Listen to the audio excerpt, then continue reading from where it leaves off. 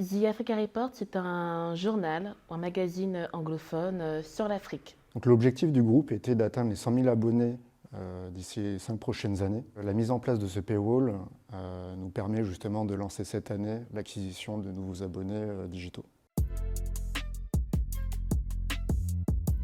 Donc, le projet a d'abord débuté par une phase d'étude technique qui a consisté à sélectionner un ensemble d'outils tech assez reconnus sur le domaine de l'abonnement.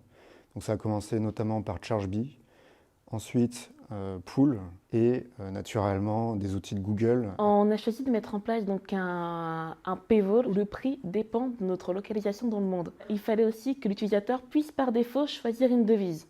Et il fallait que tout soit en accord avec les nouvelles règles de RGPD.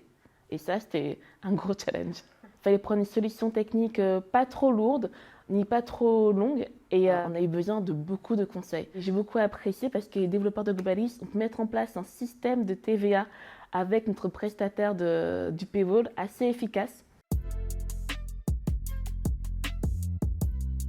La méthodologie agile nous a apporté une meilleure organisation et surtout, ça nous a aussi permis de mieux communiquer à l'ensemble de l'équipe, à l'ensemble des parties prenantes. Le projet a duré au moins environ 6 mois et une fois par mois, il y avait des phases de test d'une semaine minimum.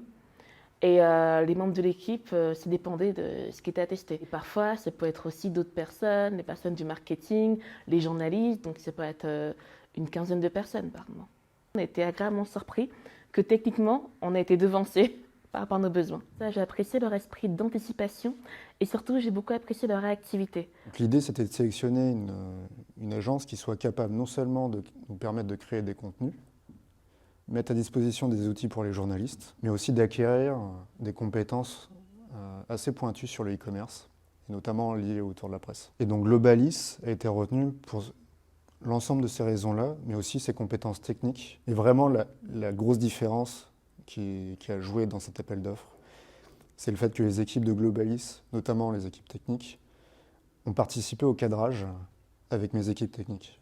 Globalis nous a notamment aidé et accompagné dans l'implémentation de ces différentes technologies dont on ne connaissait qu'en partie les différentes API. La complexité résidait principalement dans le fait de dépiler un projet semaine après semaine, tout en réalisant des phases d'études sur des technologies et des API qui étaient nouvelles pour les équipes.